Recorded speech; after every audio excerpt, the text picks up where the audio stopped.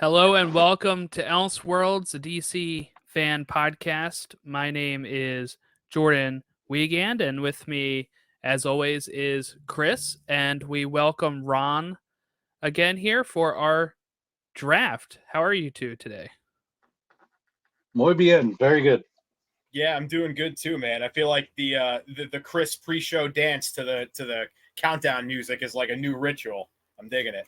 I got to. It's good luck. Yeah, it's always it's a good vibe around here as we build up to it.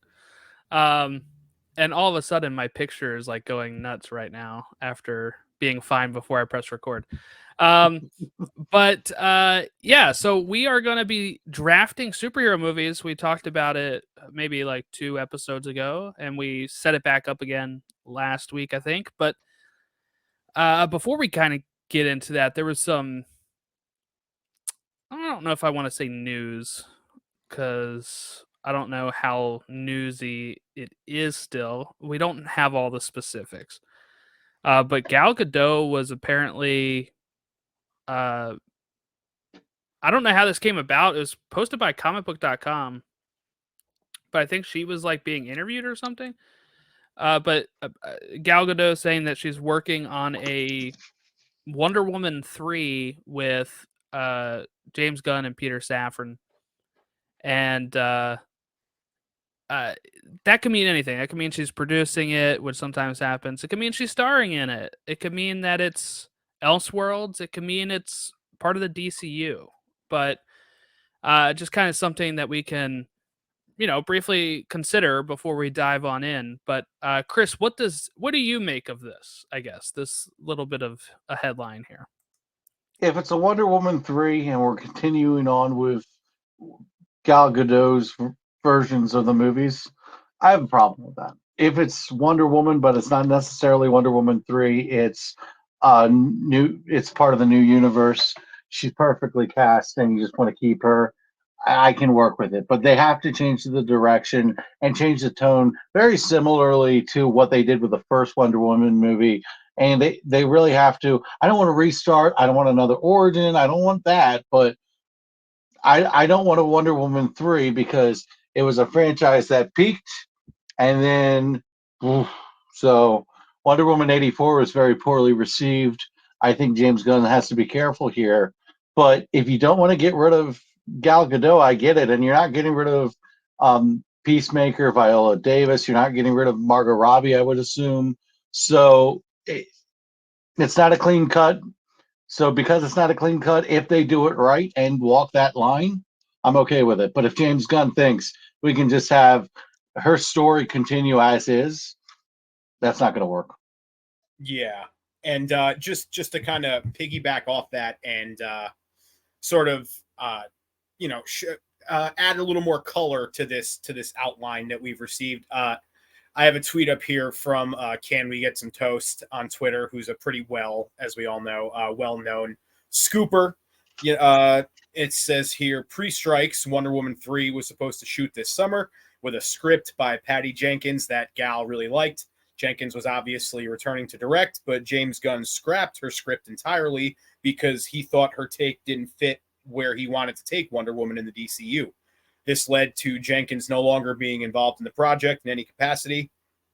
James Gunn, Peter Safran, and Gal Gadot will develop a new version of Wonder Woman 3 from scratch.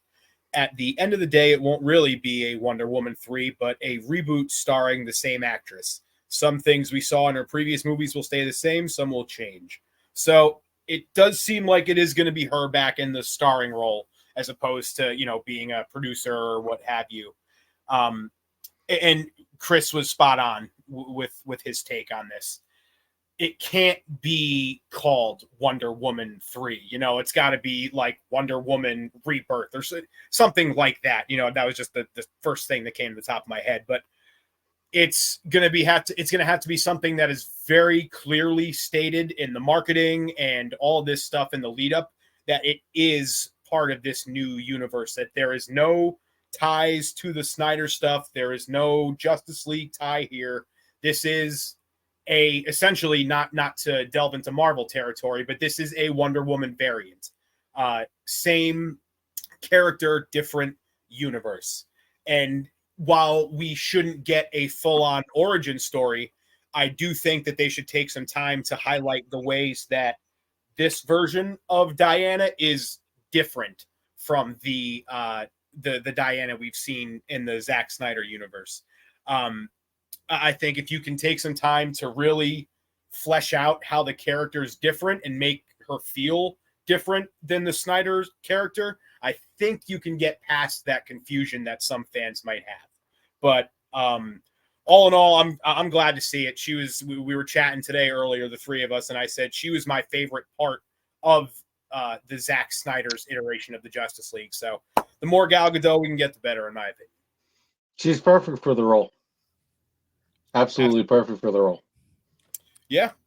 And it's funny because I remember when she was first announced, going way back when, and everyone's, oh, she's not Wonder Woman. She doesn't have the physique to be Wonder Woman, yada, yada. Now she's like one of those you can't picture anybody else playing the character almost. You know what I mean? I mean, yeah, she's not Linda Carter, but to be respectful to Linda Carter, nobody on the earth is. So, I mean, Gal Gadot to me is everything Wonder Woman should be, and she got the spirit of the character really well. She's a warrior, but she's in it for the right reasons. Very important stuff, I think. So, I have no problem with Gal Gadot continuing. I was very skeptical about Patty Jenkins coming back. So, Wonder Woman 84 is a movie I will defend as a 3 out of 5. I have major issues with, but I can get some enjoyment out of. But obviously not the way they need to go. Yeah, 84, I think it was a little better than people say too. I wasn't huge on it, but I think it was just in that era where it was the popular thing to do was crap on everything DC did. And she just unfortunately kind of fell into that. But it's also really nice to see that James Gunn isn't, let me think of how to put it. He's not sacrificing a great casting for the sake of just rebooting. Like, it would have been very easy to just go, clean slate and honestly miss out on, the characters that you mentioned, Waller, Peacemaker, Margot. It seems like they're all going to be back in this universe as well. Or if not the DCU, still portraying the character in an Elseworlds kind of thing, what have you. So the reason that he recast Henry Cavill was because he said he didn't fit his vision of the DCU. Look, apparently. To be fair, the Snyderverse fans that won't let things go, that's the reason Henry Cavill has no chance, can't be. Because here's the deal. They hinged on him. They locked onto him. They didn't lock onto Momoa that much. They didn't lock onto Gal. They certainly didn't lock onto Gal because they were disrespectful to Gal in many ways. The Snyder cult, the part of the Snyderverse fandom that is a little raunchier, they clawed on to Henry Cavill as their thing. So he would always be associated with Snyder and the Snyderverse. There was no getting rid of the baggage of the DCEU with Henry Cavill. You can do it with Gal Gadot, who has transcended the DC movies into being a damn superstar and a box office. Yeah, exactly. Everyone in the world knows Gal Gadot, and it's not just for Wonder Woman. Henry Cavill, even with Mission Impossible, Fallout, and The Witcher, always will be seen as the Snyder Superman, and that there was nowhere to go with him. Yeah, and the same thing. We love Batfleck, but the same thing can be said for him. It all started with it's Batman. It all started with Man of Steel, but it was Batman versus Superman, and those were the two poster children of his universe. So, if anyone understands how much I appreciate Affleck's Batman, I would think it'd be you. I hope Jordan's still with us. Yeah, I am. Cool. I just turned off my video because I was getting sick of seeing myself be all choppy over there. So, it was really distracting. It's all about me. It was really distracting for me, like seeing myself like stutter over there. So, Somebody said that this is from an interview. That was done before. Yeah, this had to be before David Cornsweet was even cast as Superman. So I still say wait to see what's gonna happen with this. Because apparently, so while it just released today, this is something for promoting one of her movies on Netflix, and they had to they filmed some of that stuff way in advance, and then they released this stuff out here. Oh, okay. I would say I say put a pause. That Variety is one that reported it this morning here. She said, from what I heard from James Gunn and Peter Safran, is that we're going to develop it together. But I guess we still don't know. Gunn hasn't said anything. Nobody can say anything with the strike. Right. So that would make sense if it was before all of this. Yeah. So, that makes a little bit more sense now. I'm not as high on Gal Gadot as you guys are. Like, I think she did fine in Wonder Woman 2017. I wasn't that. A movie as a whole, 84 was fine. Like, I didn't hate it like everybody else did. It's actually the tone I want more for Wonder Woman. I know we were just talking about this. Chris is more of the chop the head off warrior. I'm more of the 84. Like, I want the lasso. I want the fun. Oh, I want the sword. Vibrant. I want Wonder the sword. Woman. But I think at times it's still a little campy. Then you have the whole weird Steve Trevor thing that happens in that movie. Yeah. But I enjoyed seeing her in, the Flash and in Shazam 2 and stuff. But I think it would be weird to carry over. I know, like he said, there was quotes from James Gunn a while ago. He's going to take what worked, leave what didn't. I do think when you're talking about the Trinity, it would be weird to keep her and replace everybody else. And I'm not advocating for them to keep the other two. I'm just thinking more of, it might be time to let's just start over. It's going to be confusing for the general audience. I've seen some people try to equate this to the Wolverine, Hugh Jackman coming over to MCU. I don't think he's going to be the full-time Wolverine over in the MCU either. I think this is like a Deadpool 3 situation. We'll be talking about that later. I'm very glad that you brought that up. That's very funny. I'll mention it. We'll put a pin in that for later, but continue.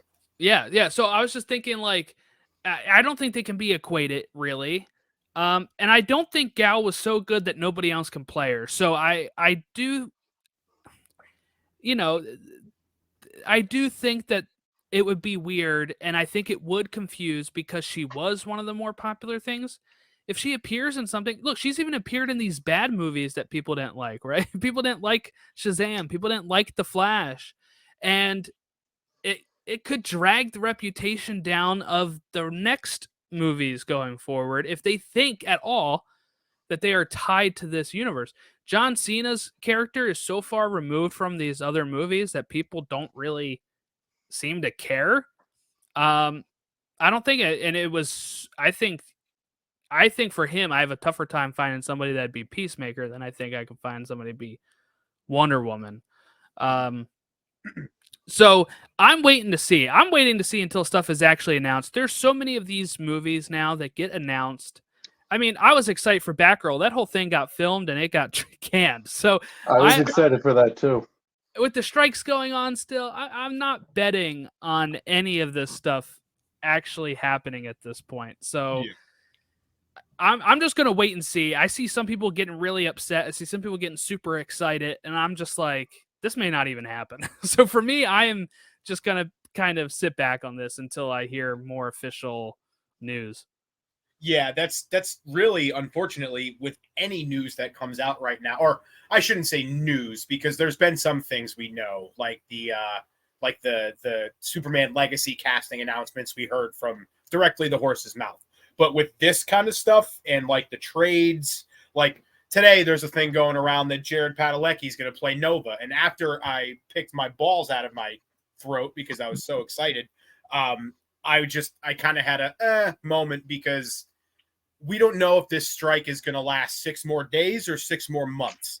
And so much can change in that time, and people's availability can change. Creative plans can change because of time deadlines that are crunched even tighter because of the fallout from this strike, which is a good thing. I don't want to make it seem like it's, that they're wrong for striking by any means. But all right, Steven. Yeah, I really wish that this podcast didn't come Stay out. private. And the comments didn't become public, man. That's still the funniest. Like, do you guys want to go there? No, I think he's got enough stuff. Yeah. It's just so I saw ironic. some people asking for him to be blackballed. I'm like, he hasn't actually crossed a picket line. Like, let's simmer down a little bit. But yeah. It's so ironic that he was a guy who was on a show being Robin Hood, killing billionaires in the beginning of Arrow. And now he's basically almost seeming like he's siding with the billionaires. It just seems out of touch, even if he has a valid criticism, even if it sucks not to work. I read the room, buddy. Just read the room. And this is what I was kind of talking about when we talked about how when Iger said his comments, right? I was like, even if Iger didn't believe those things he said, he would say them to put up a front of solidarity with the rest of the Alliance of Motion Pictures. I was like, and you'll see the same thing from the actors. This is like the only actor that's really come out and said pretty much that. And he's been getting so much crap that this is what I mean by that. Even if they don't agree with it, which 2% of the actors voted against the strike. So there were more, but they're not going to say it out loud because it's dumb to say it. I think for Stephen Amell, he's not very bright, and he's also a little frustrated with what he's had to cancel. And, he seems like a guy that wants to work. And he's got a show like the second season of his can't promote it. Yeah, like just dropped like last week or 2 weeks ago or whenever the hell it was. So I get he's got a personal like stake in this.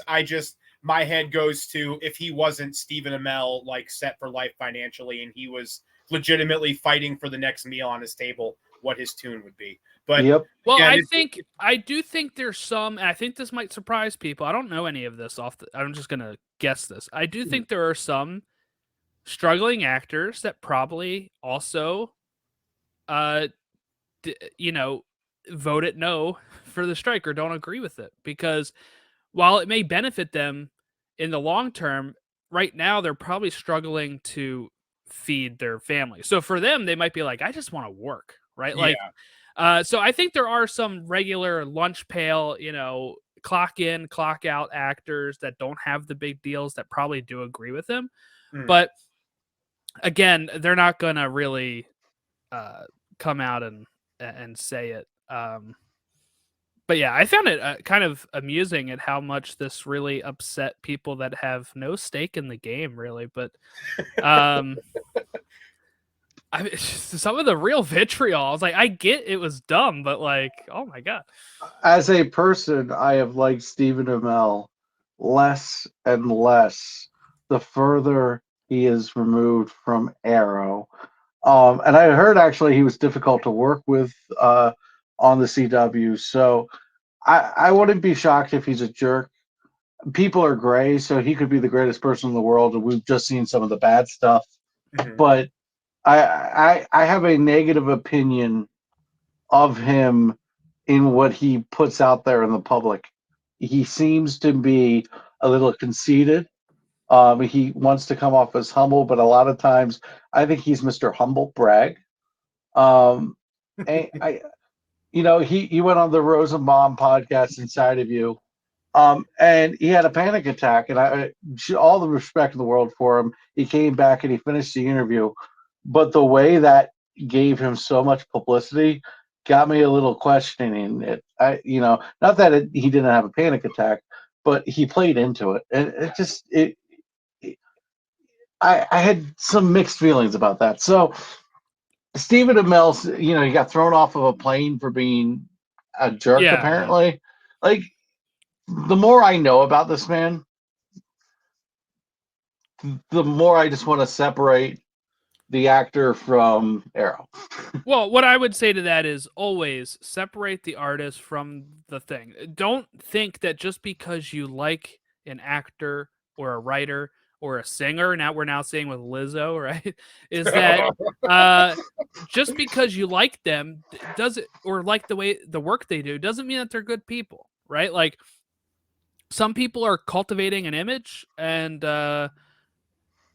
trying to make it look like they're a certain way because it's going to help them make more money, and that's just how it is. But I see people kind of overreact at times too, where they're like, well, I can't watch that movie if it has this person in it, and I'm like, I mean, I'm still gonna go. Like, I still went and saw Mission Impossible. I don't like Tom Cruise that much, but I still went and saw it because I was like, "There's other people that worked on it." I spent $8 because it was a matinee. I'm like, well, whatever. The Flash.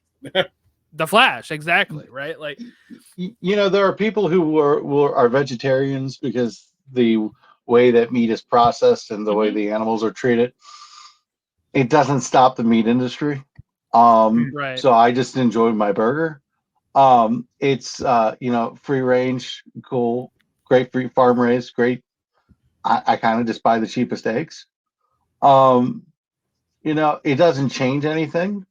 But hey, if you're going to stand on that line and you're going to say this matters to me, I'm fine with it as you're consistent. If you're consistent and not hypocritical about it, this is something about your character. You have a line that can't be crossed, and you stay strong with it. That says something good about your character. I just want to enjoy entertainment. And if that says something about my character, I'm sorry, but I want to enjoy a burger too. And I know all the vile things that lead to that burger going to my plate. So we should probably get into this draft since we're 22 Yeah. minutes into this. Since we were speaking about Lizzo, I think it's about damn time. What a segue. All right, Ron, set us up here. You're our resident drafter, our Roger Goodell here, who's going to introduce this. What are the rules to this draft, and what have we been more relaxed on in this draft and all of that? Welcome, football fans. No, so this draft is I guess a little different than the first two we've done. The first two, because we were dealing with specific individual characters, we wanted to make it more in terms of how iconic they were, as opposed to just making it a you-know-what kicking contest, as this 5-on-5 battle royal thing. For this one, because we're doing movies and it's a little different, yes, we're playing the iconic factor into it, but we're also just picking general quality of movie. Like, there's some bad comic book movies that I love a lot that might even be in my, top 10, but that I wouldn't have caught dead on my draft board. So basically, this draft is just going to be taking all those things into account, not just where they stand in the pantheon of movies and comic book movies, but just quality of movie as well. Okay. And Chris, you were our lottery draft system. Who got what's our draft order? All right, so we went to Bruce. I sent you guys a video. We went to Bruce Wayne's pool table. He desperately needs to refelt that thing. He's got to get Alfred on that pronto. It's really bad. Yeah, thank you. It's really bad, but overdue. But I put the names in the hat, and Bruce Wayne's pool table decided it all. And I shuffled them, and I didn't know which one was one. I picked my name out of the hat first, so I'm going first. Rigged. The flake game. Okay. This is like the Patriots cheating or something. You can do the hat next time. I'm just kidding. Go ahead. I know. There were mail-in votes coming from everywhere.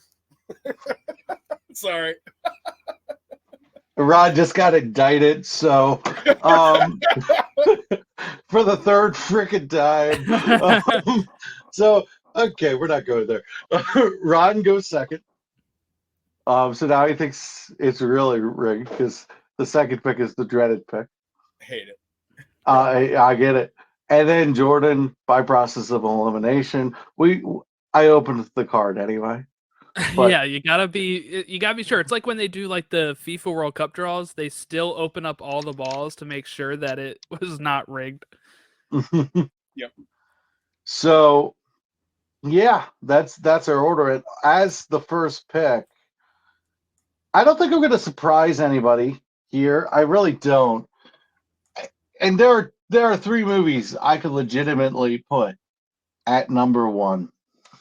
I'm a DC guy. What it means to DC, what it means to me as a Batman fan. The Dark Knight is going number one because it is the Oh, because it is the perfect blend of iconic and it is the superhero movie I have watched the absolute most. all right. So we got the Dark Knight picked first. Yeah, it's tough to really say anything about it because you guys just did a whole episode on the movie last week, which I recommend people who haven't listened to it go back and check. I really enjoyed it. You know, Jordan being a hater aside. But I didn't hate it. I had to clarify that a few times on there. I know. That's why I was just having some fun with you. But yeah, I mean, it's the Dark Knight. What could you say? It was pretty much like one of the most, probably one of the top 5 most iconic movies of our teens. You know, that kind of era. Amazing movie. Heath Ledger. You know, just we can go down the list. I won't. We've spent enough time kind of going off the side here. Well, So, what I'll say about it is thank you for taking it. It wasn't even on my board, so I am wasn't on the board? It wasn't on the board at all for me. So I am grateful that mine should probably still be there by the time it gets to me. I think it will. And so I'm up now with 2, and I'm stuck because I either give you my favorite, and I know it's probably the one you want to pick, or I have to give you the blank and blank, and I know it, like, you know, the 2-pack of movies almost. Shoot. All right, yeah, I gotta go Infinity War. It's the right pick. Yeah, I mean, it really is. I mean, the culmination of 20 plus movies and over a decade. I mean, just everything about it was so perfect. The way that they were able to balance all of these groups of characters and have none of them feel underserved while still ultimately having the main character be the villain. Right from the opening scene, it grabs you by the throat, literally, no pun intended. And it's 3 times better than Endgame. It just is. Yeah. That's false. That's actually factually false. But if you can feel that way about the Dark Knight, I can feel that the Endgame movie was not handled the way I would like. The end of Endgame is perfect. The lead up to it, I thought, well, we will get there, I'm sure, in the next minute or two. But with Infinity War, it just, I mean, it was very much had vibes of like Empire Strikes Back, obviously, in that the villains ultimately win at the end of the day. Just, man, that theater experience and like all of these shows being sold out for weeks and just, you know, everybody there, you know, is just a diehard, like, waiting to see this movie. It was one of probably 3 theater experiences in my life that I'll remember with me until the day that I die. Just the way everybody reacted, how excited everybody was. And really, in terms of Endgame, I mean, not Endgame, Infinity War, I feel like the rewatchability factor is insane. Like, I find it to be way more rewatchable and enjoyable than Endgame. Not to keep crapping on Endgame, because I did love it at the end of the day, but it's definitely more of a back-heavy movie. But anyway, yeah, I'll stop rambling here. Infinity War is my first pick. Okay, so I don't know. I don't know where I should go with this because I feel I like can I'm see dumb. Gwen falling already. I feel like I don't know if I should go with my gut or go with my favorite comic book movie of all time. So I'm debating here. I think I'm gonna go first because I get 2 picks. Yeah. I'm gonna go with my favorite comic book movie of all time first, and that is Avengers Endgame. Okay. This is not the one I've been teasing the whole week either. So Oh, I know that seems like This seems pretty cool. chalk. So that it was was like, that was Yeah. No, I That just was feel Andrew like Luck 1, RG3 2. I'm worried I would, if I don't take it in one of these two, that I wouldn't get it again. So I will do this one. Endgame is my favorite superhero movie of all time.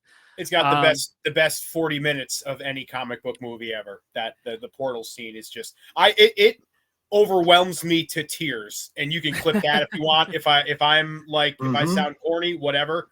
Even there's some times when I watch it today, if it catches me in the right mood, I will shed a tear. But especially seeing it in IMAX, like that shot of Captain America standing with all like the wide shot, and it's Thanos and all of the Chitauri and the Black Order and the smoke in the middle of them. Oh my God, I have chills right now just thinking about it.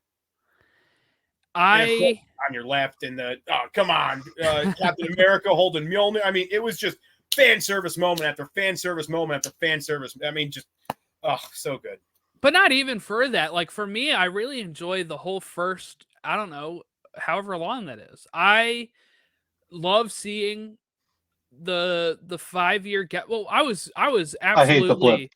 absolutely I was absolutely mind blown when they go up there and kill Thanos in the first 15 minutes. Same. And I'm like, where do we do from here? Like I was actually mind blown. And then you get the 5 years later, and I'm like, this is great. And what I really love about it the most is the time heist. If people know anything about me, know this. Time travel, if you want me to love you, forever, insert time travel into something, because all of my favorite shows, my favorite movies of all time, the Back to the Future trilogy, has started my love affair with time travel. It is like my favorite science fiction, whatever thing. I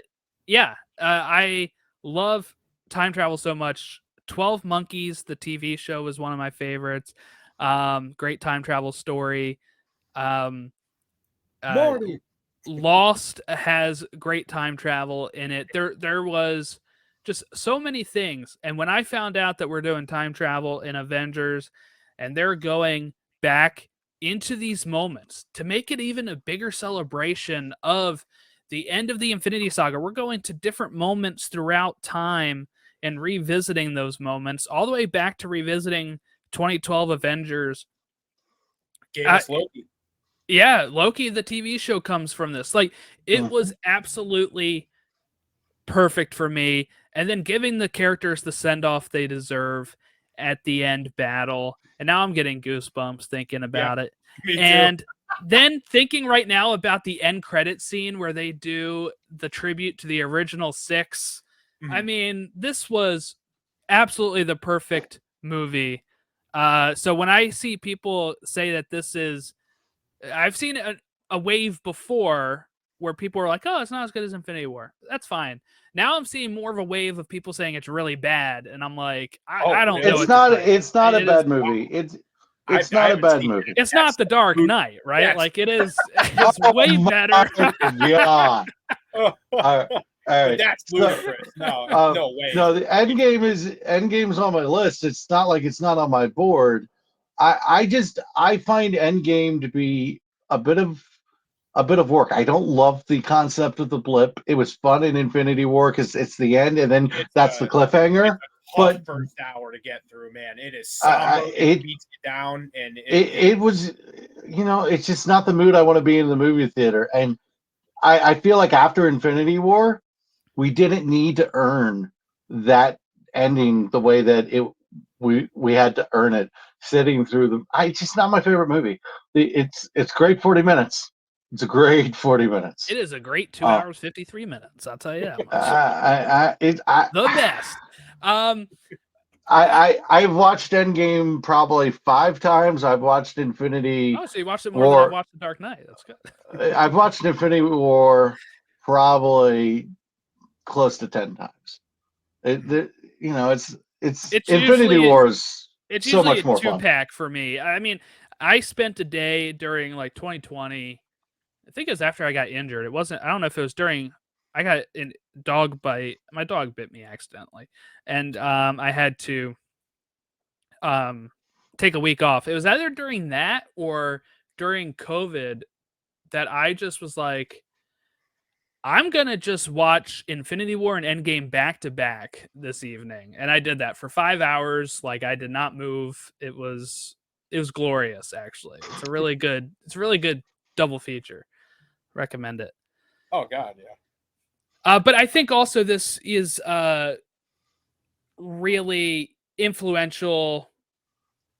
If we're not just talking about my favorite stuff, I do think it is kind of up there. When you talk about Infinity War, you have to talk about Endgame, vice versa. The blip became a meme. Same as Infinity War with the Mr. Stark, I don't feel so good, became a meme. Like these things have hit the cultural zeitgeist. The portal scene became a meme where people were doing like Flintstones coming out of it and stuff. Like they were making memes left and right. And I think that shows you also how much do you judge popularity other than seeing memes about it, seeing people talk about it? The box office, this thing made so much box office that we did not expect. It was awesome. And I think I'm also going to kick the can down the road a little bit for that one I've been teasing all week because I think it'll be there. So for my second pick, I'm going to go Spider-Man No Way Home. Yep. I knew it was going to Ron if I didn't take it. One of the things I had to live with the first pick is Spider-Man No Way Home and Infinity War were gone the second I took it. Yeah. So it was like, I want one of those movies. Yeah, this movie helped really bring back theaters in the post-COVID world, so it's influential that way. You have the 3 Spider-Men, which is a huge selling point that got people in theaters. My cousin is not a MCU fan. He likes the original Raimi films, and that got him to go see Spider-Man No Way Home, right? Like it got people out to the theaters. It was popular. And for me, this is actually my third favorite superhero comic book movie of all time. So my top 3 is Endgame, Infinity War, and No Way Home is where my top 3 sits. And I'm very happy with that top 3. But yeah, I mean, this is a perfect Peter Parker story. I've seen people again, like kind of change their judgment on this, It drives me mad the way that kind of like the cycle goes around on social media where it's like it's first released, it's great, and then 6 months later, actually, it's not good at all, and then you're like, what? How did everybody get to that? But the cameos, they're not cameos. These are characters that are important to the story, and they play a role, but it's still ultimately our Peter Parker's story, Tom Holland, and they gave Andrew Garfield's Spider-Man a send-off with him overcoming the Gwen Stacy of it all. I mean, I think it's cool when you can, if you want it to, you can watch Amazing Spider-Man 1, 2, and then watch No Way Home, and you can have a complete arc for that Spider-Man. Same thing, you can watch Spider-Man 1, 2, 3, and then watch No Way Home, and that's your own little quadrilogy that you're able to watch now and have a complete storyline for our Peter. Our Peter meaning like the Peter we grew up with. And also, it's a fitting end to the first bit of the Tom Holland Peter Parker Spider-Man. So, I mean, this thing was amazing. It was a great theater experience. I saw it 5 times in theaters. It was perfect. Only theater experience I ever had that was better than Infinity War. And it was the best thing about it was how it balanced so many things. Like you said, it was a Spider-Man or the capping, I guess, technically of a Spider-Man origin story, but like with all the stuff with Aunt May and like how dark and like personal it got for Peter, like that felt like such a classic Spider-Man story. And they were able to tell a fully fleshed out version of one of those while also balancing this whole crazy multiverse thing that Marvel was starting and using those characters to support that story, like you said, as opposed to just, it's not it's not the Flash Chrono Bowl scene. We'll just say that. And I liked the Flash. That's on record. But it's just everything about it is so perfect. Even just that last big action scene at the Statue of Liberty. It all felt so classic Spider-Man. Like it hit everything that I could possibly want in a Spider-Man movie and turned the volume up past max capacity. Like it's my favorite comic book movie of all time. I go back and forth. It's that and Infinity War, but those are the two for me. Those two are 1 and 2. All right, Ron, it's your second pick. Okay, so this is we're already at a really tough spot here after those first 4 because there's so many different ways to go. Yeah, those are pretty much the first 4 you think of, and then it's like, where do we go? Where do we go from here? Yeah, because it's like, do I want to go like Marvel and try to match up against that? I don't think I do, because I'm just like, or at least MCU, I should say, not Marvel. Right. Okay. This is either gonna make or sink my draft. I'm taking Logan. You can't go wrong there. Not on my board either. Really? Not on your board? Wow. Yeah, not in my top 10 superhero movies. Oh man, it's one of those, it's like the only superhero movie that for me is tough to go back and watch, but not in a bad way, in all the way that dramas should hit you. It was so like gut-wrenching, and just seeing what we admittedly thought was the end of these characters at the time, Charles and Logan, and it was just such a beautiful send-off to both of them. And this is also kind of ties back into what, remember when I said put a pin in it before?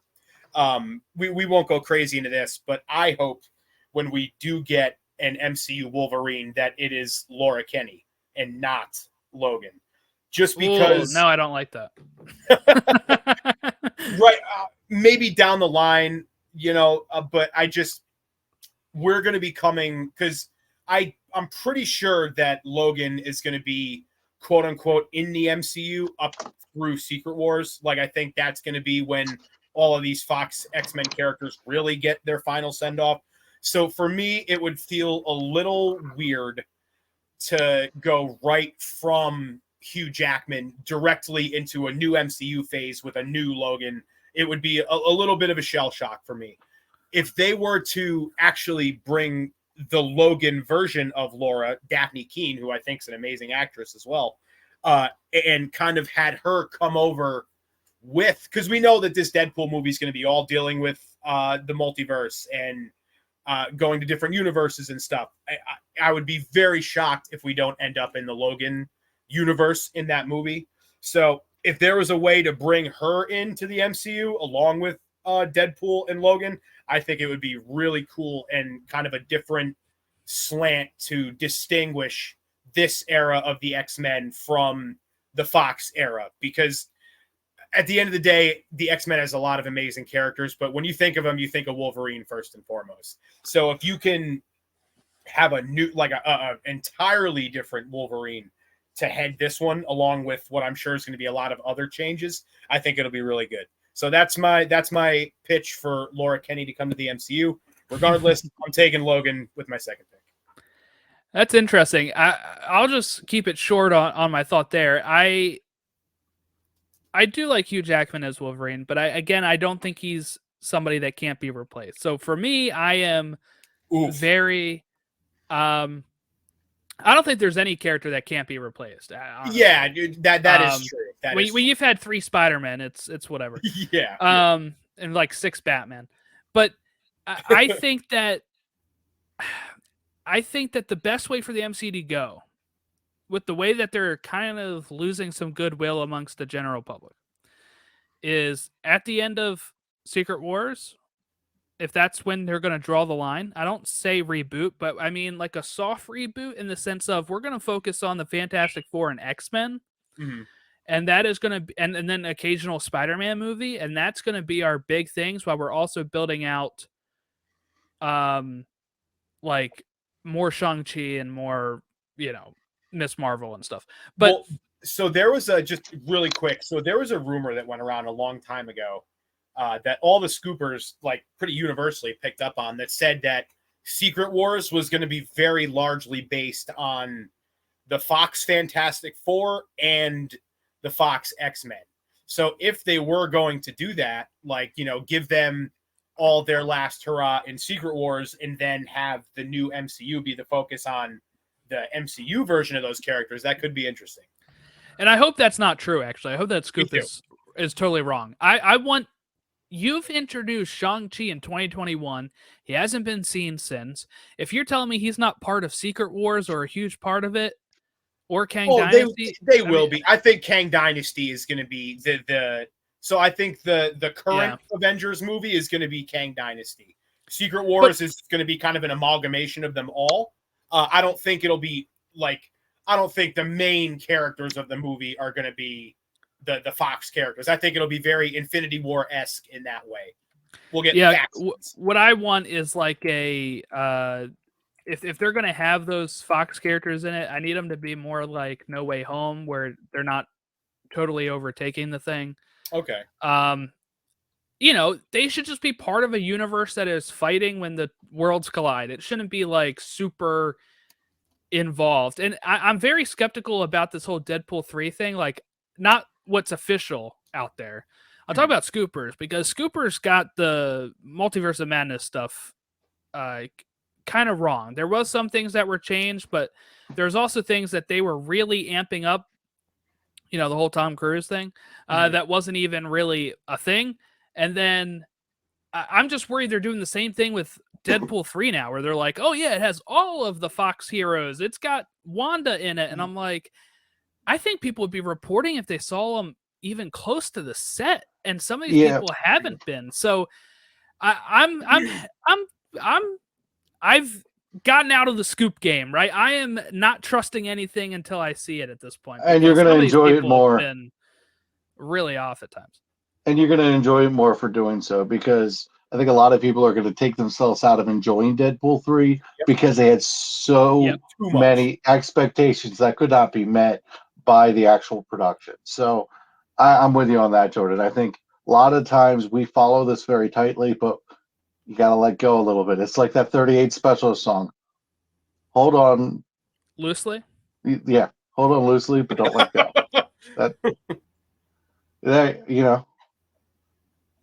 So, yeah. I had one of those senior moments at the age of 33. Hold on. But yeah. But I get what you're saying, Jordan. I think that was pretty much the main reason that Multiverse of Madness didn't hit quite as hard for a lot of people, admittedly, myself included. I was expecting a lot more going into that because I was taking so much of the Scooper stuff as gospel. And ultimately we didn't get a lot of it. So hopefully, as a fan of the Scarlet Witch and Doctor Strange in the MCU, I thought it was fantastic. It was a fun movie. I really liked where they went and how dark it got, but it still was an entertaining, fast-paced movie. It was good. Yeah. I enjoyed it. Well, it was just because, like Jordan said, we had heard about Tom Cruise, Iron Man. We had heard about Magneto potentially being in it. Yeah, so, it was wild. Yeah, they got pretty out there with. So it was. I don't even want to say a letdown, Hey, it Tom just Cruise has to be Hal Jordan, so he's taken.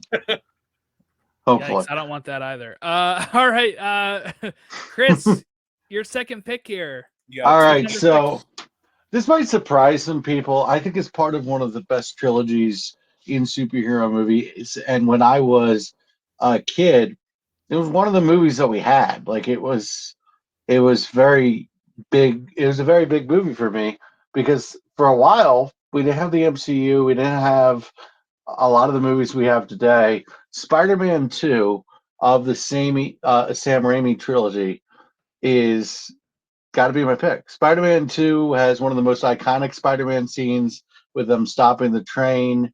I think it is a movie that is the best of the Raimi trilogy, and Tobey Maguire's Spider-Man is iconic. And again, at the time, I was blown away because we didn't get these movies every 5 minutes, and it's a movie that of my Spider-Man movies I can put on at any time and just have a blast with. It was like it was the anti Dark Knight Rises. You know what I mean? Like Yeah. it followed such an iconic movie and it somehow managed to top it, I think. Albert Molina Molina as Doc Ock was just absolutely incredible. It was amazing. It's crazy how people kind of think of that as like the Raimi Spider-Man movie when the first one with Defoe as Goblin and everything was so iconic. It's almost like, especially in recent years, this one's kind of usurped it. Yeah. No, I mean, I feel like the Spider-Man 2 has always been kind of held up to a certain standard, like where people have claimed it was better than the first one. Since I don't know, since Spider-Man 3 came out, I feel like Spider-Man 2's popularity soared more. It's kind of like you almost like you don't know what you have until it's gone type of thing when you watch Spider-Man 3 and you're like, "Oh, let's go back to 2." But for me, I mean, these were two movies. The first one and the second one were ones that I watched all the time as a kid, and I kind of sat away from them for a little bit in the sense of like I didn't rewatch them a lot until I rebought them. I had them on DVD growing up, but I recently, as of I don't know, maybe like 6 years ago, so not that recently, but I bought the Blu-ray set that had all three of them in there for a pretty good price too, actually, and I had the digital copies. So I've been revisiting that, and I was revisiting it with my wife because she had never really seen them. She doesn't like Tobey Maguire or Spider-Man. So we revisited those before No Way Home came out. We watched all of them. We watched Spider-Man 1, 2, 3, Amazing Spider-Man 1, 2, and Homecoming, and Far From Home, and Infinity War and Endgame before we watched Nice. No Way Home. So that was a nice This is the way to do it. there. That's the way to do it. All right, with my next pick, I don't think anyone's going to be shocked I'm picking this. I almost picked it with my last pick. Wait a second. Who the hell are you supposed to be? I'm Vengeance. I'm taking the Batman. It is probably the most comic book accurate take of Batman. It took so much from The Long Halloween, Year One, took some stuff from Hush. It's an iconic Batman movie already for me, and I've seen it at least 6 times. I think I've just been absolutely enamored with Robert Pattinson's take. I like the idea that Bruce Wayne isn't all put together, isn't all right, and I really love, the detective side being put out there.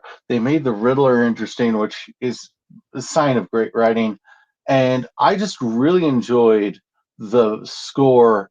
I walked around the house going, bum, bum, bum, Yeah. bum, for like months. For like months. Every step I took was bum, bum, bum, bum. Michael Giacchino, man, what a legend of music. I mean, he comes up with so many memorable themes, and that is that is up there. That for me is more memorable than I can't hum the Dark Knight themes like in that trilogy at all. Mhm. But this one, I can just think of it anytime and be like, that's Batman. It's so Look, simple, but you feel it in your chest. mhm. Yes. Well, simple's It, good. Simple is what makes people latch onto it. The same wing with the original Batman, right? Na Yep. na na na na na na na. Like that is so simple. and the part that you can't sing Yep.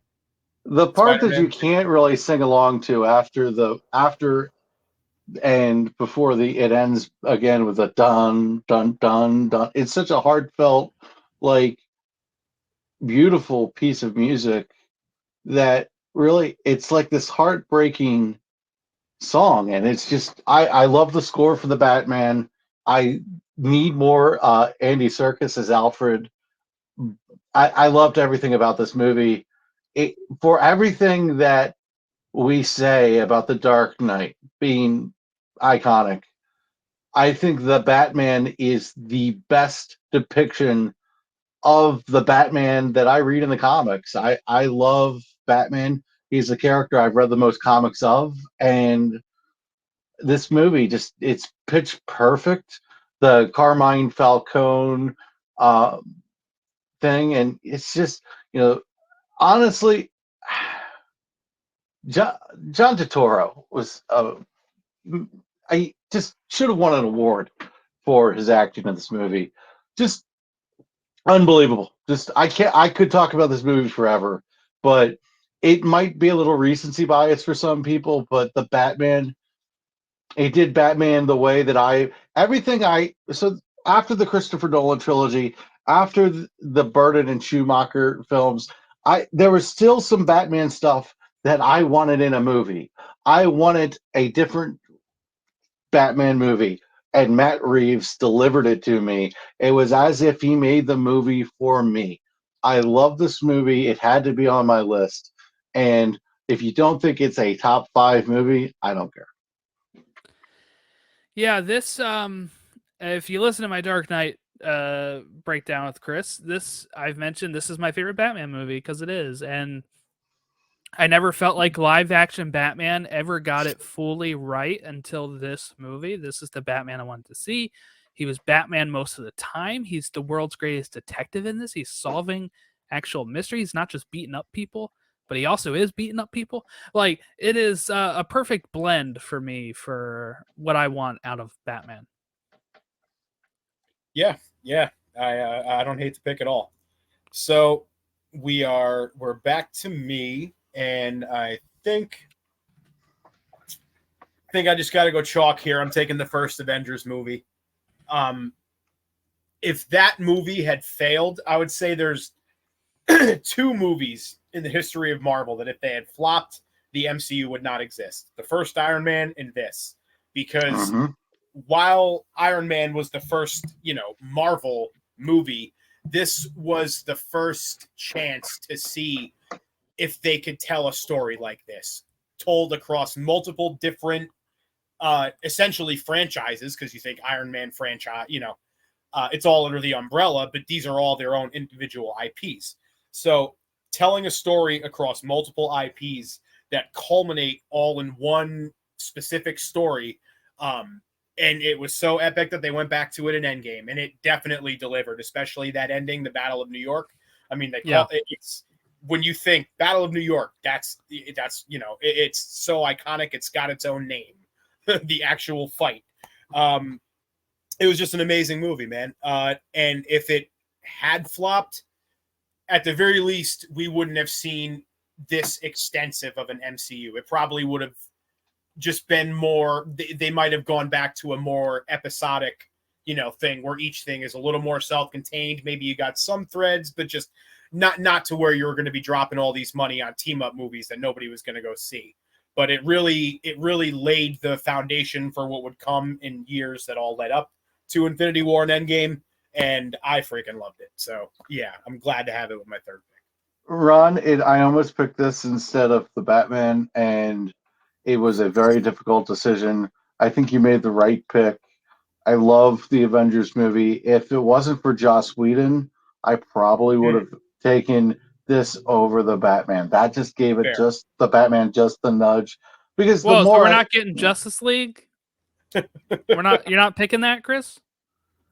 I mean, Zack Draft Snyder's is Justice young, League man. is a goddamn ZSJL is an absolute masterpiece.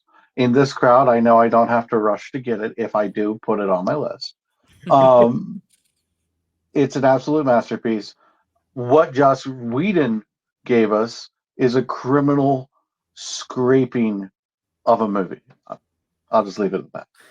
I'll talk Avengers though. I almost picked this instead of Spider-Man No Way Home when you're talking about, and if we were sticking more to just talking about iconic and influential, this would have definitely probably been my pick instead of Endgame or No Way Home, because this thing, if this thing doesn't hit, right, like it's over, right? It is. People thought this would be a flop for whatever reason. They thought it'd be a flop. I remember when people saw the pictures of Cap's uniform in this, and they were like, "This thing's gonna flop." Yep. And then this thing makes $1.2 billion or something and becomes the highest grossing comic book movie at the time. It's amazing. I really enjoy Avengers. The first one, it's one that I can just put on, and it's fairly self-contained. You do get, of course, the Thanos tease at the end, but once they deal with Loki in this, it's pretty much contained, and it's like reading an issue of the Avengers, where you're like, okay, well they took down the bad guy. That's all they have to do for this issue, and maybe the next issue is another bad guy, right? Like, that's kind of what it felt like, and it was great seeing all these characters for the first time interact, seeing Tony interact with Steve for the first time, and what they became all the way to building up through Endgame with that relationship. Yes. I mean, that is, dude, it is amazing. That fight with Thor and Tony in the woods, and then Steve jumps down, dude, that is like mind blown at the time. It was the first comic book movie, I guess maybe The Dark Knight too, but it was the first comic book movie that felt like you were going not for a movie, for an event, like a big thing, like the way that Infinity War ultimately felt and Endgame felt, and a lot of the movies feel today. No Way Home. This was the first, and it was amazing. I can't think of many ways they could have done it differently / better. I think my favorite scene in Avengers is when Loki is in the ship in the sky, and he's trying to get under everybody's skin.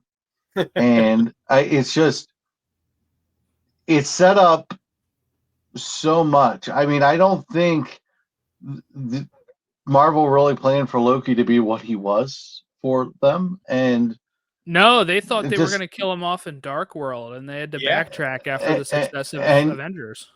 And I'll tell you, that is one of the most important scenes in the entire MCU. So I love just the dynamics. Especially, I love the dynamics between Banner and Stark. I thought that stuff is awesome. It's a fantastic movie. It's fun, and the Battle of New York is just insane. All right.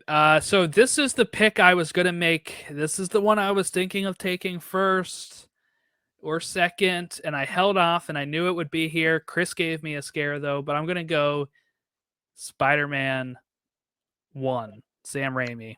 Oh, okay. Spider-Man 1. I was thinking of taking this early when we were talking more about being influential and stuff, because for me, this was not just influential for me as a kid, seeing Spider-Man on the big screen for the first time. Up until this point, we had kind of had where, right, Batman and Robin had kind of killed the whole, like, let's have them be in their suits and let's have it be a little campy. Let's have it be accurate. Mm-hmm. And they were kind of like, never mind. Now we have to go back to being like X-Men. When X-Men came out, they're like, actually, can you make them all in leather suits instead? That doesn't even have really an X on it. Like, it was like ashamed to be a comic book movie, X-Men, and it still paid off for them. They were Xavier's able to. Hell's Angels, man. They were just all clad in leather. Yeah, they were. It was different, and then you watch the X-Men cartoon and you watch the movie and you're like, I wish they kind of had their suits on. Even as a kid, I was thinking like, I wish they had their costumes. But this movie comes out, and if this movie doesn't do well, if this movie doesn't become the big hit it does, maybe again they think, oh, we just can't pull off the comic book accurate looks without people thinking it's silly or whatever. But Spider-Man comes out, it's a huge hit. He's wearing exactly what Spider-Man wears, full mask, regular costume. It was silly, it's funny, but it also has heart. It was a movie I remember going to see in theaters as a kid and just being blown away at what was going on. And again, the fact that I got to see him show up again in No Way Home with Willem Dafoe and Alfred Molina again was absolutely incredible.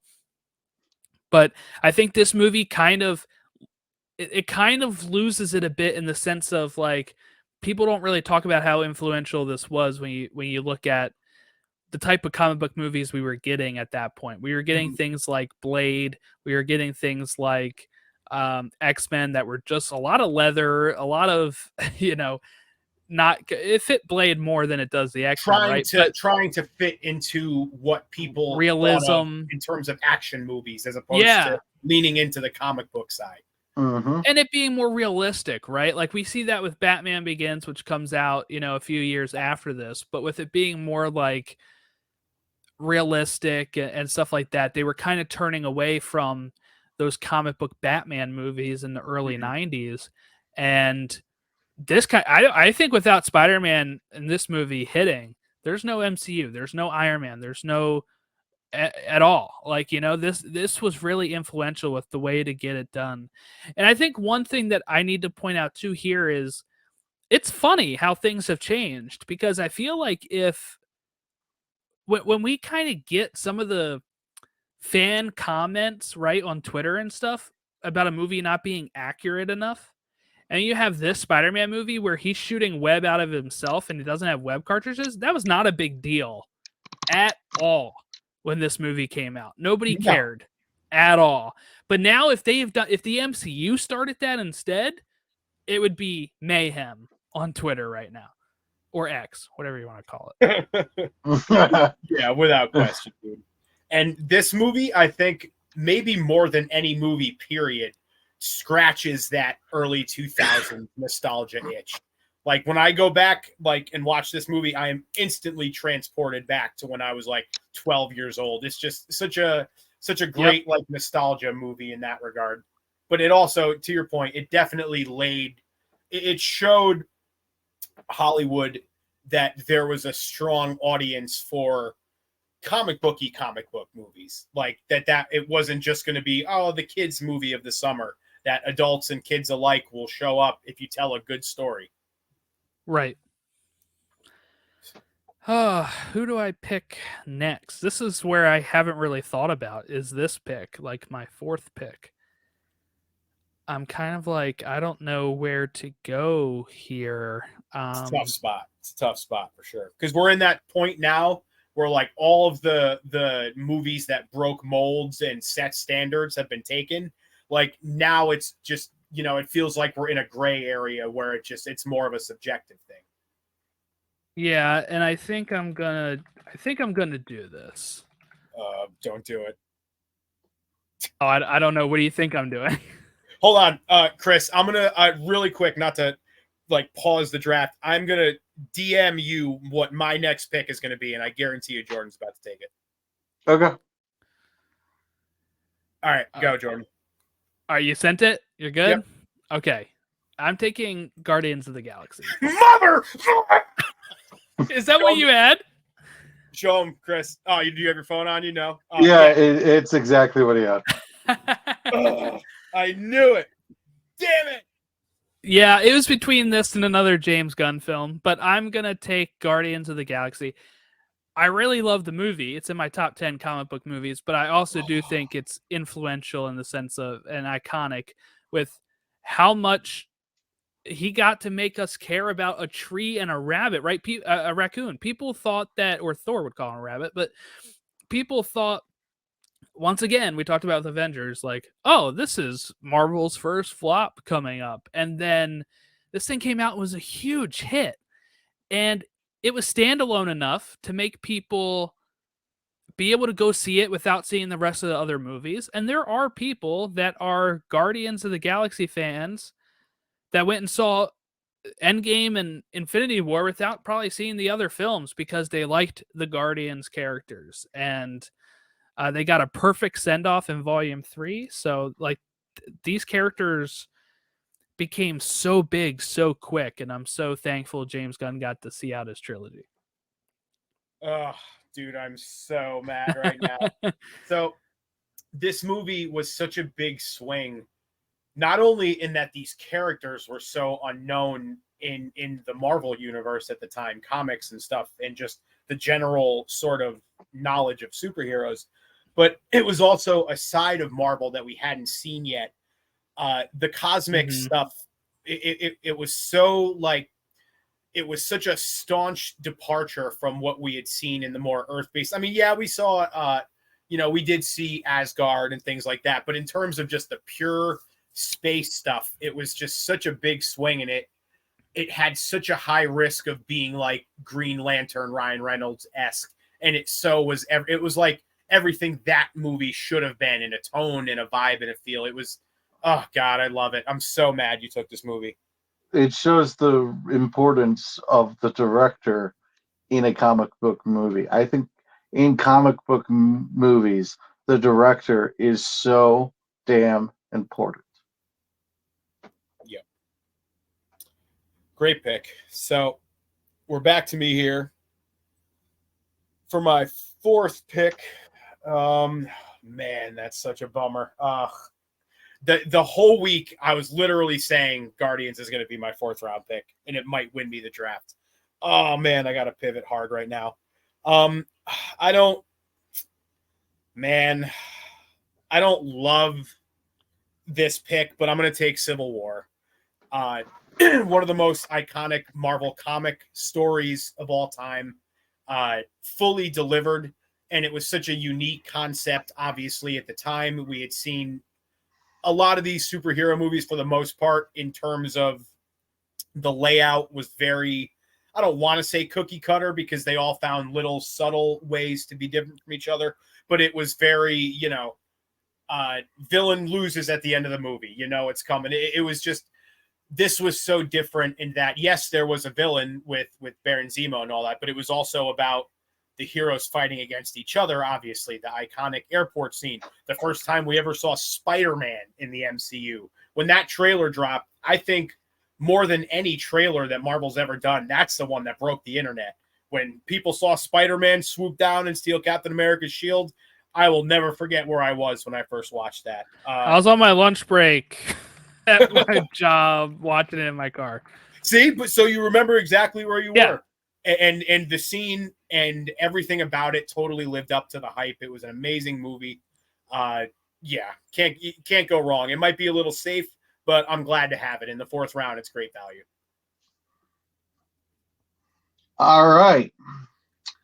I am so glad that Ron didn't stay on the Guardians of the Galaxy train, because my entire fourth round pick was always going to be Guardians of the Galaxy Volume 3. I got a scare, because Volume 3 was the one that I wanted. And Volume 3 to me, because of the backstory of Rocket, because of the emotions and the amount of tears that I had in the movie theater, Guardians Volume 3 to me is the culmination, the completion of the best trilogy in superhero movies. I think it's the best trilogy. And my strategy in this draft, I wanted one of each of the best trilogies: the Dark Knight trilogy, the Sam Raimi trilogy, and the Guardians trilogy. And I got that. I think Guardians Volume 3 is the most emotional I've ever been in a superhero movie. And that is the emotion and the fact that I think it's James Gunn's magnum opus. I think it's his greatest work. I hope sincerely that Superman legacy ends up being his magnum opus, his greatest work. But Guardians of the Galaxy Volume 3, especially coming at a time where I'm about to watch James Gunn take over my favorite franchise, DC Films. Mm-hmm. And what he did with Adam Warlock and what that made me think he could do with Superman flying in space. I'm just like, give me. I just thought it was an incredible film. And what he did to make me care about a damn raccoon that much. Like, I almost want a pet raccoon all of a sudden. Like, I love, and I'm joking about that, but I love Rocket Raccoon in these movies and Groot. And when Groot says, "I love you guys," and it's because we're finally have earned the understanding of Groot. Mm-hmm. We've been around him long enough. There's so many things about this movie that make you cry for so many different reasons. It's a gut punch, powerful, and the villain is so damn good. It's a perfect movie. It is an absolutely perfect film. Top 10 superhero film, and it is the completion of the best trilogy. I'm so grateful Jordan took the first one because I wanted the third. Yeah, I just got my 4K Blu-ray in today of Guardians in the mail. So yeah, I will cherish that. It's already in chronological order on my shelf, but yeah, That's cool. that's how I sort all of my MCU films and stuff. But yeah, no, it's a really great film. Chris and I talked about it on the Marvel pod, To the Infinity Saga and Beyond, back when it released. So yeah, we were both really high on it. If I just watched all of the three Guardians movies and took everything else out of it in terms of like what the way that the first Guardians hit me at the time and all that stuff and the nostalgia factor of being almost a decade ago at this point, if I just watched them all together objectively and I had to pick my favorite one, it would definitely be the third one. It was beautiful. Like you said, the High Evolutionary was an insanely compelling villain and really just kind of had no redeeming qualities whatsoever. But just played it and was just such a cunning bastard the whole time. It was amazing. Just so I don't repeat everything that you guys already went over. It was great. It was great. I love the pick. I would have taken it with my last pick. All right. Well, this is the draft you don't want to last pick in because there's so many ways I can go, and there are so I'm sticking to the criteria of movies that mean the most to me. And so again, I don't think any of my picks have shocked you. I don't think this one's going to shock you either. Batman Begins. It is such a good film. It is Christopher Nolan really setting up Bruce Wayne. Christian Bale in this movie is absolutely perfect. And yeah, he hadn't developed the voice yet, so it was really good. I love I love the Scarecrow in this. I thought there's so much good Batman stuff in this. It is almost in a way a better Batman movie than The Dark Knight because it doesn't get hijacked by the villain. And the Ra's al Ghul stuff. It's just there's nothing I don't love about this movie. I absolutely adore Batman Begins and Alfred in this. Michael Caine is the best Alfred, and I love Alfred as a character. I think what he means to this trilogy is unbelievable, and I think he might be the best part of the trilogy. He's that good. I just really love the setup. Why do we fall? So we can pick ourselves back up. We can build ourselves back up. That stuff is just perfect. The it has so much of what I love about the Batman in it. I know I picked 3 Batman movies, but guys, I'm a Batman fan. I make no bones about it.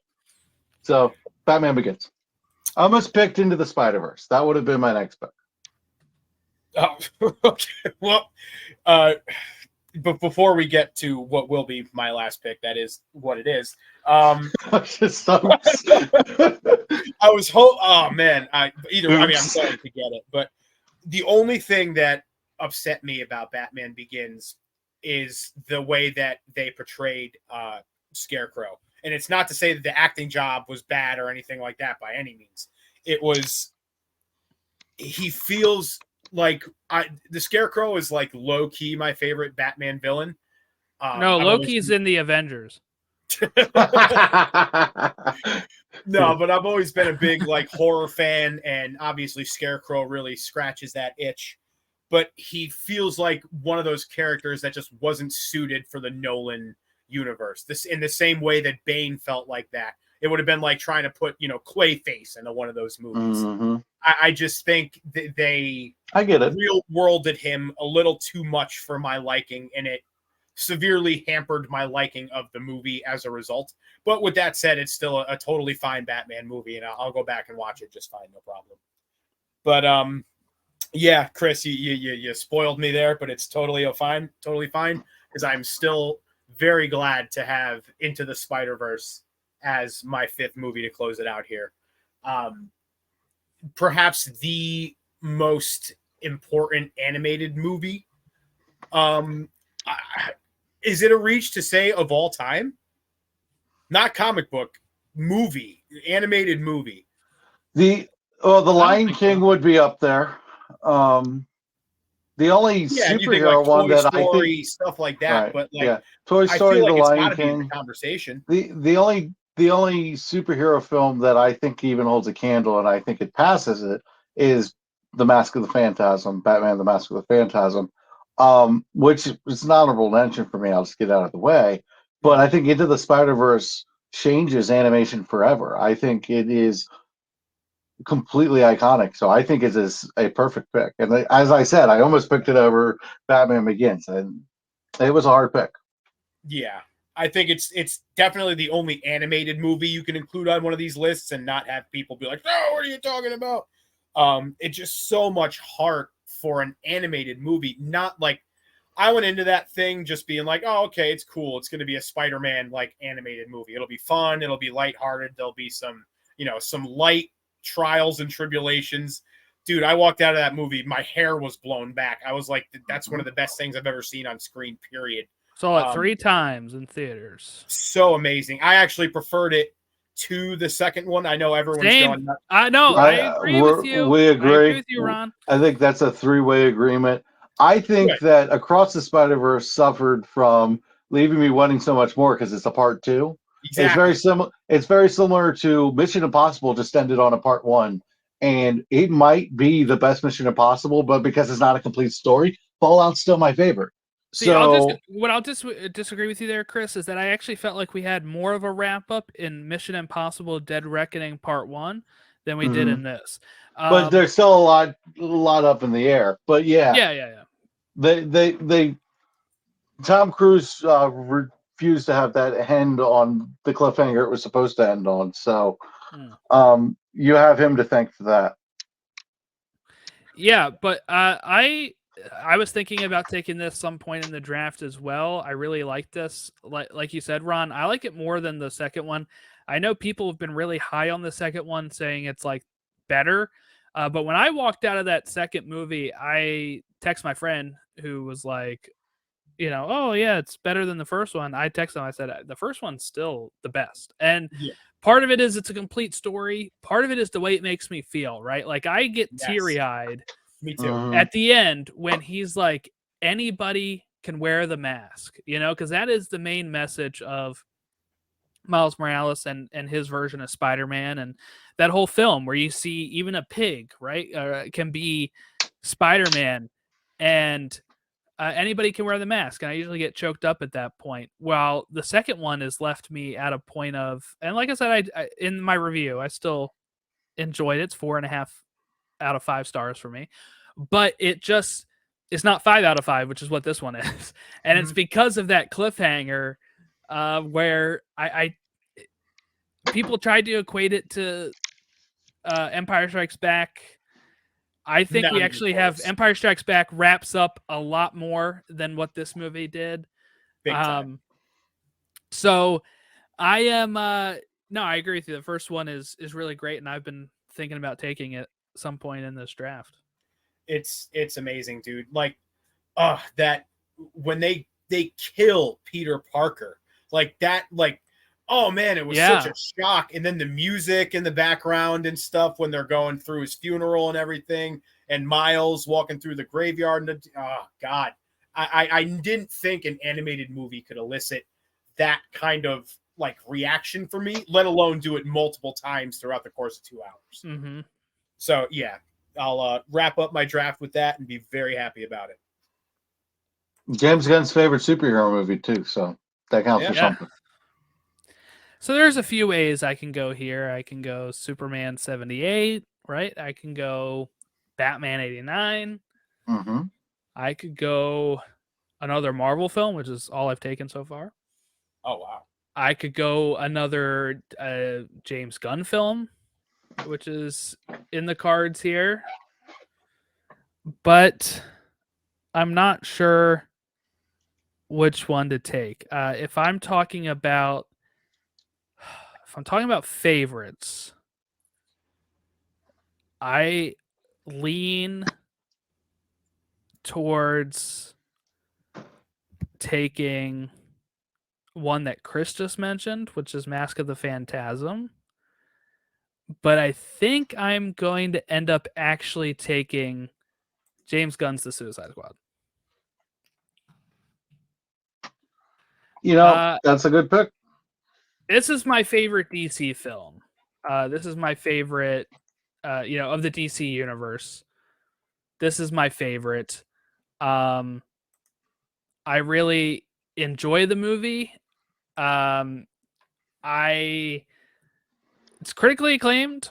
It led to getting us Peacemaker, which is really fantastic as well. But I really enjoyed this movie. I really enjoyed the style of it. It made me laugh so hard throughout the movie, especially that scene where they're, killing the the people in the killing contest, John Cena and Idris Elba, and then it turns out they were the good guys. And I don't know. I just really, really love this movie. I was thinking about taking this. I'm gonna take it. It was between this and Mask of the Phantasm, though. So that'll be the first honorable mention because you mentioned it too. Yeah, man. And it really, I mean, in hindsight now, with it being 2020, it was pretty much James Gunn's audition to run DCU, right? Yep. Mm-hmm. So yeah, no, it was hilarious. It was great. I got no bones. Peacemaker was a great series, and we wouldn't have that without this. Yeah. So, a great pick. And man, I got news for you. We're getting an angry email from somebody saying, well, "How do you not take Iron Man?" Yeah, that was up there. That was an option. We're getting an angry email from somebody. I guarantee it. Well, you got to play the board, right? Like I feel like we all got like the iconic Marvel movies. So to just add another iconic Marvel movie would just kind of feel. Well, once we took Avengers, they have like 30 movies now. We can't take them all, right? Yeah. Well, once Ron took Avengers, we took the kickoff of the MCU out of the way. That was the one that made everything work. So I think that's why Iron Man didn't get in there. The hot take, I don't love Iron Man 1 that much. My favorite Iron Man movie, if you want a spicy take, it's Iron Man 3. If you want a spicier take, I love Iron Man 2. If you want a spiciest take, I don't really love any of the 3 Iron Man movies. Interesting.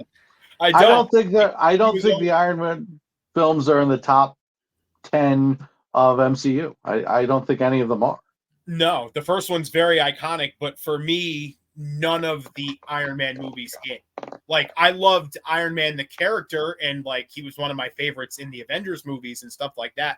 But, like, I didn't walk out of any of the Iron Man movies from theaters being, like, blown away. It was more just like, oh, I got to see it because it's Iron Man and it's Marvel. I think Iron Man is one of those characters that works great in tandem with the Avengers. Yeah, I think him and Chris Evans, Captain America, him and Banner. I think he connected with all of the Avengers, him and Natasha. I think they all clicked with each other, and he was the centerpiece of it. But I don't think his movies were all that interesting. I actually think Iron Man 3 is so good because it's such a psychological thing and it's so realistic for someone who's gone through the trauma and the Yes. stresses that he went through. And so I appreciate it as a guy who was originally a psych major. Um, I think it is the most emotionally intelligent Iron Man film. And but Iron Man to me is just one of those things where his individual movies, I agree, they don't click with me the way that, like, for example, I almost did Captain America's Winter Soldier. That was Yep. another one I considered. And, you know, to me, that's a better movie than all three Iron Man. Yeah, I Thor Ragnarok was another one I considered. Mhm. Same exact like thing. I mean, obviously, Love and Thunder kind of hit like a rat pissing on cotton, not to steal a Ray Lewis phrase.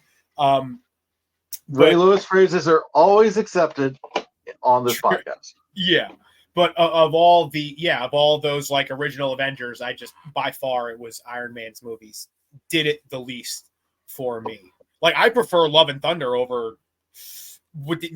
Not one just because it's so iconic and now it has that nostalgia factor, but I definitely prefer Love and Thunder over Iron Man 2 and 3 by like a landslide, actually. And that might get another thing added to the email. I like Love and Thunder more than 2. I like Iron Man 3 is one of my guilty pleasure superhero movies. It's one of the ones that I get something out of that I think people missed. And so See, I love Iron Man 2. I don't like Iron Man 3, but I love Iron Man 2, and it's for one man and one man alone, and that's Justin Hammer. He is absolutely electric in that movie. Sam Rockwell plays him so well. That little dance he does when he's coming out onto the stage gets me every time. And then when he's talking with Whiplash, and he's talking to him, and he's yes, you'll get your bird and all that kind of stuff. I don't know. I just really like Justin Hammer in that movie. And yeah, Justin Hammer just annoyed me though. That was my problem. But I want him to come back. We may see him come back down the line somewhere. Yeah, I hope so. Other honorable mentions for sure. Like I should probably put on here like Batman 89, Superman 78, right? Like Black Panther. Zack Snyder's Justice League, the Flash's scene in Zack Snyder's Justice League might be the best scene in all of superhero media. I've been consistent in saying that scene is maybe the best of all superhero movies. When he turns back time, is one of the best of the best. It's all right. It's I could watch that on a loop, Jordan. I think it is such a touching scene, so cool. I love that scene. I actually love the Flash, but I wasn't going to touch it on this draft because I'll put it on your honorable mentions here. That's fine. I know some people will say that's an automatic L for me. I love that movie. It's flashtastic. It's really good. And then another honorable mention for me is Man of Steel. I enjoy it. I think it's a good movie. I think if we went where we should have gone after it, it would be thought of much higher. But Man of Steel is one that I really enjoy. So those are my honorable mentions. I'll put Justice League on here. No, you will not. No, you will not.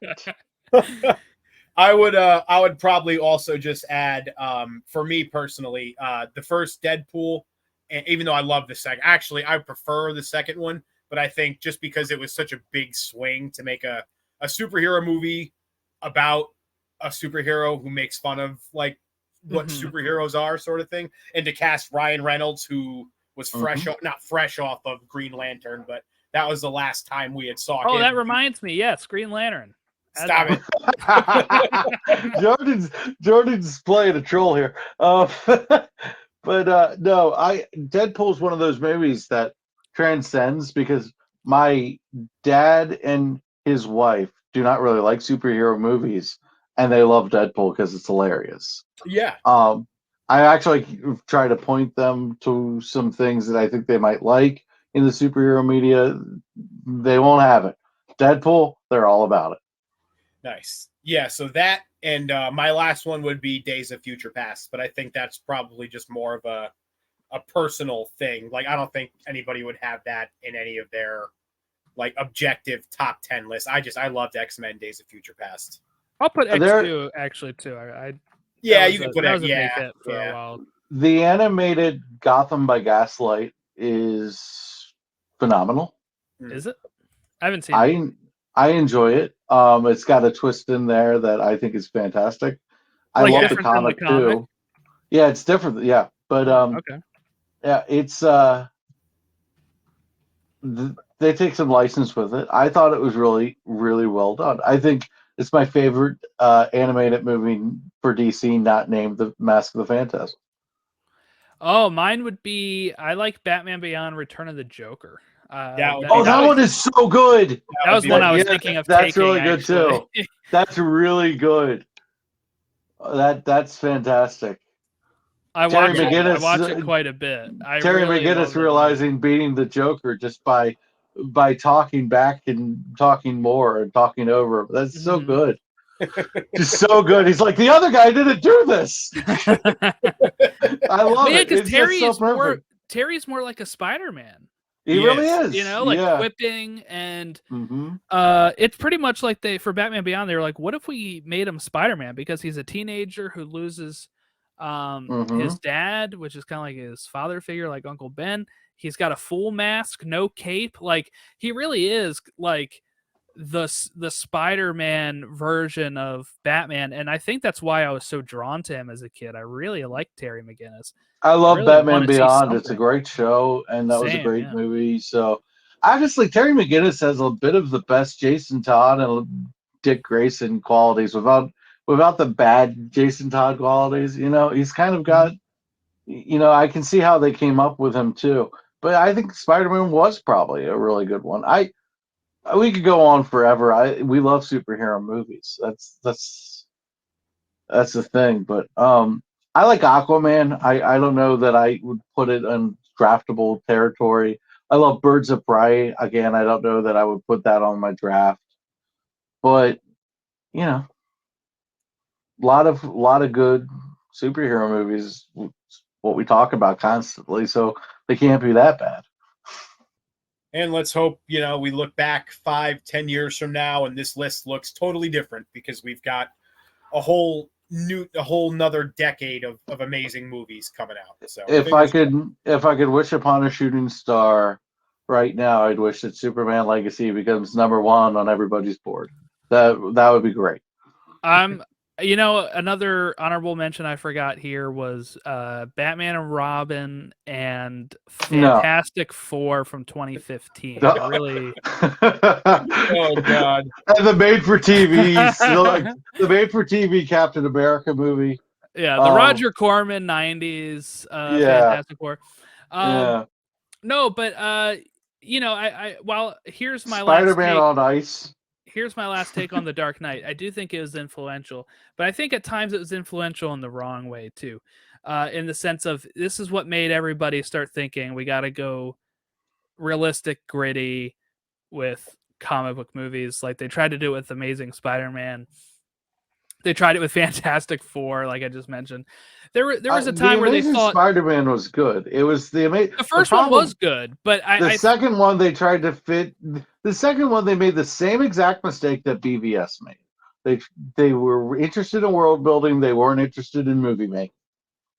See, the second one for me is the problem is the tone. I think that they get to totally. If you're going to set up the first one to be more serious, the second one was more goofy. I mean, I remember watching the second one, and when I saw Jamie Foxx as Electro, the lines they were giving him were so corny and cheesy. I was like, yeah.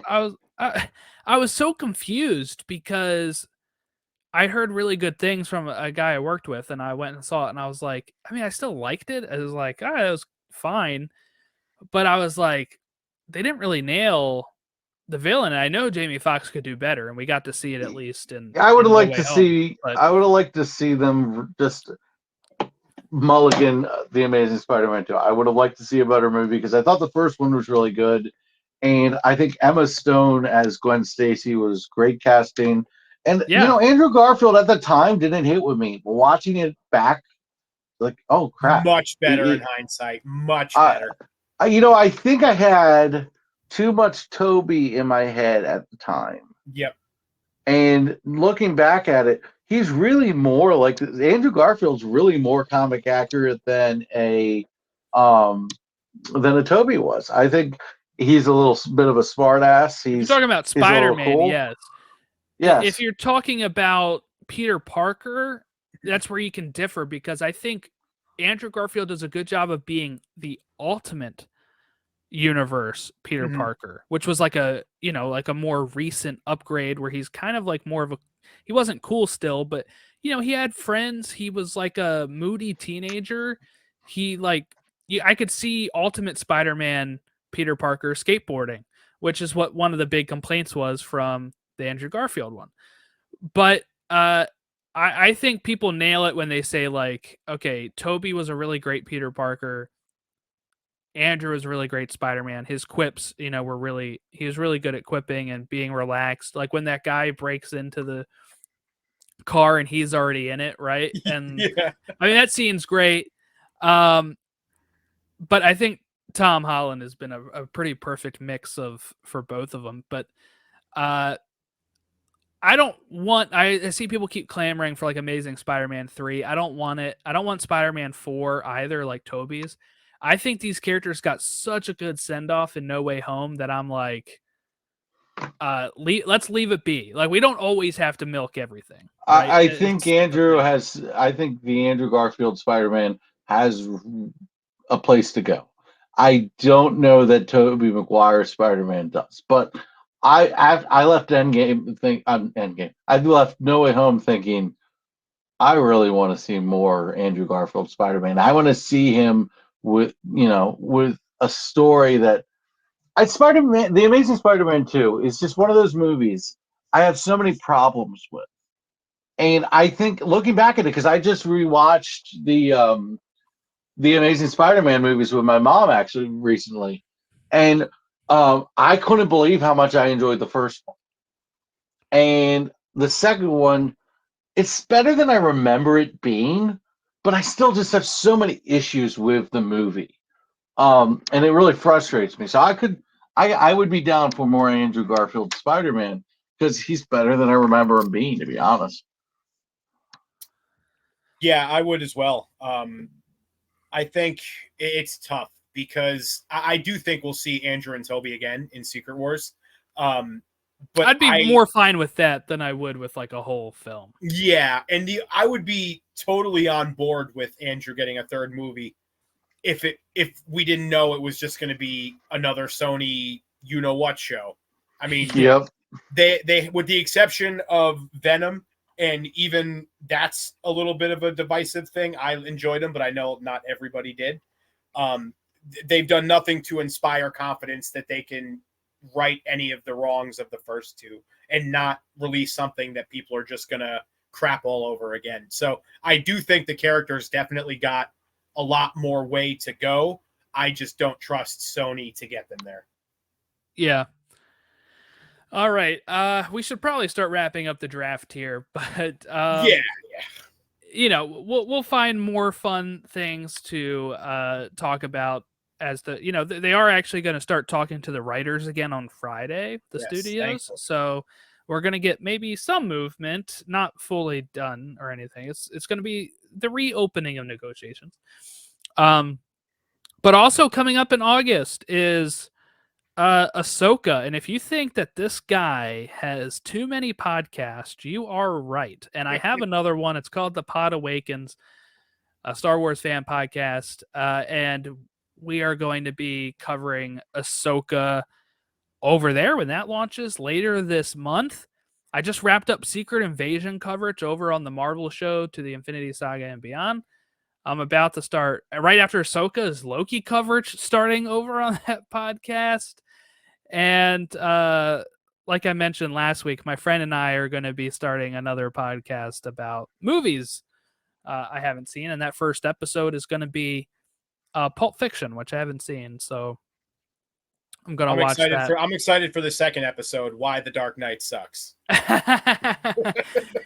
No. We won't be covering that over there, but we can get into that here. But I'm going to find a way to have Molasses, the Dark Knight trilogy theme song, like I'm in Jordan's ears at all times. Dun dun dun dun dun dun. Dun. That's not as catchy as the other one, but if that comes on my playlist, if that comes on, I'm getting a speeding ticket. Like it's just like I'm Bruce Wayne, damn it. And next week we're going to cover Blue Beetle Graduation Day, which is a 6-issue mini arc. We're going to talk about that because we're building up to Blue Beetle coverage, which will be on this podcast in a couple weeks. Got a busy few months here coming up. We will be one of 10 people that see the movie. Damn it! I was just gonna say it. I was gonna say all the 5 people who see that movie are definitely gonna tune in afterwards. Look. I have a feeling that Blue Beetle will be more successful than we think it is because the bar is so damn low. Not that it'll be like a smash hit, but like the bar is so low that I honestly think it can do okay. Anything is bonus for them. I don't think they care if it flops. Anything is bonus for them because this was going to be coming out on HBO Max, where they would have made no revenue at all. So anything they get from theaters is going to be bonus. I will see it. I'll probably, because I love these movies so much, I will probably see it twice. Look, it is what it is. I'm a big DC fan. Blue Beetle's a guy that I'm starting to, I'm enjoying getting into him in the comic side a little bit. So we'll have some stuff to talk about with Graduation Day. And so if you disagree with any of the picks we just made, if you want to yell at us online at Elseworlds DC Fan on all the platforms, elseworldsdcfan@gmail.com if you want to send us an email. And if you send us something, we might read it on air. But thank you all for watching and listening along with us, and we will catch you next time when we talk Blue Beetle Graduation Day.